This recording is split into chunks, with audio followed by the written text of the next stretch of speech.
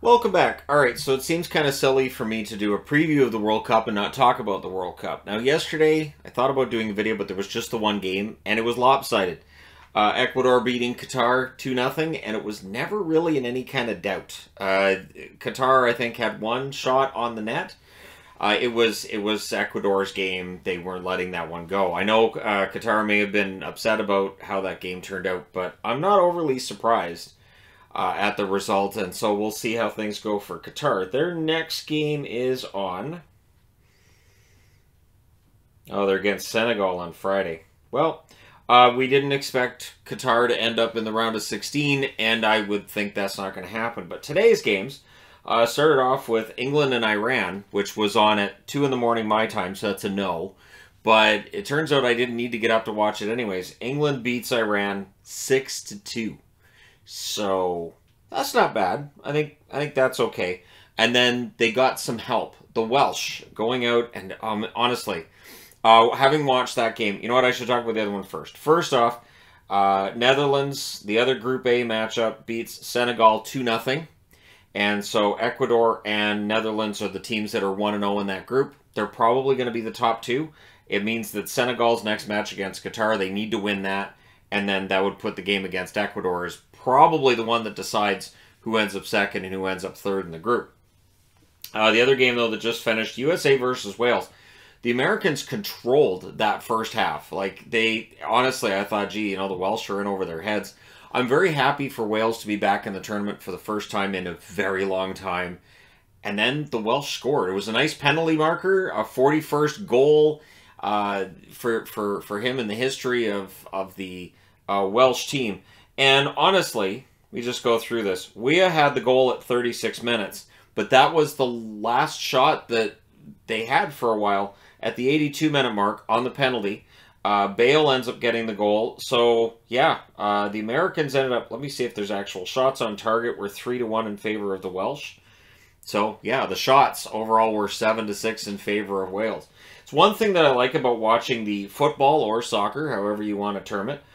You can just put it on and have it kind of running. I did have to, though, turn it off when I was doing hockey videos because I did find it kind of distracting.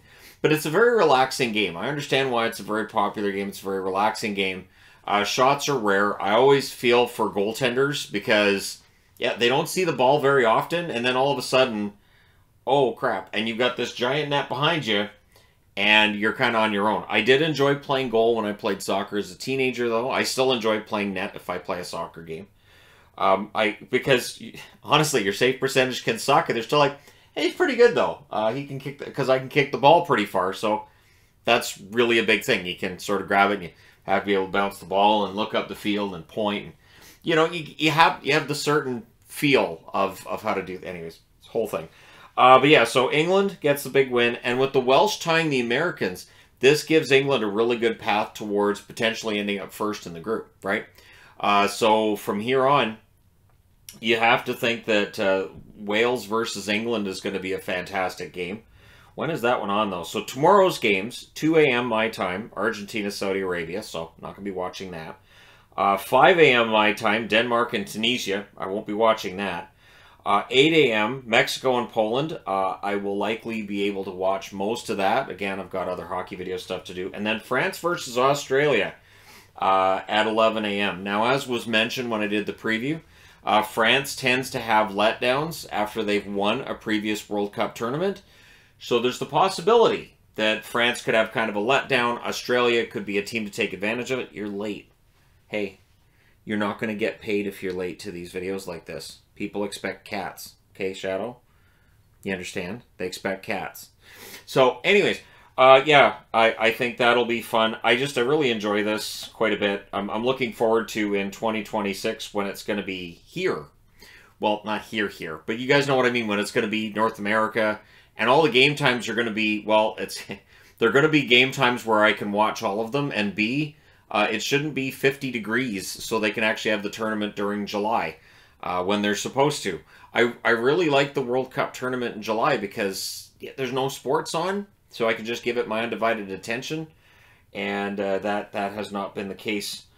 So there you go. So yeah, Let me know what you guys think in the comment section below. I'm sure if you're a Welsh fan, you're quite excited about what Wales just did, getting the point against the Americans.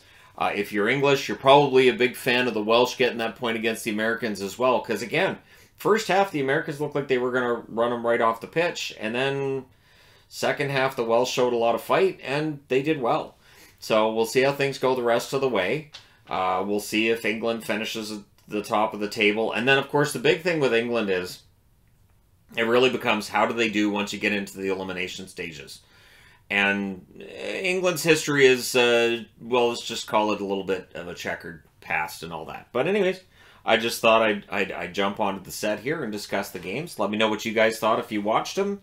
Let me know how much you think England can score against the Welsh. Or is it just they're going to have the 6 goals against Iran and then it'll be more of a settled game outside of that? I do think that's part of the upset too, probably with Qatar yesterday, was Ecuador. Once they got up by 2, they just played keep away. It wasn't about trying to get more goals. It was about, all right, so now we just protect the result, which I would imagine is quite frustrating as a fan, especially with all the hype and all the talk and everything. And then you get out there and the team's just not able to generate much to keep that energy level up. And for Qatar, that was maybe their best chance in that group, but we'll see. Let me know your thoughts. Don't forget to hit like and subscribe if you're browsing your way through. You just happened upon this video. Thank you guys so much for watching, for all your support. I will talk to you again soon.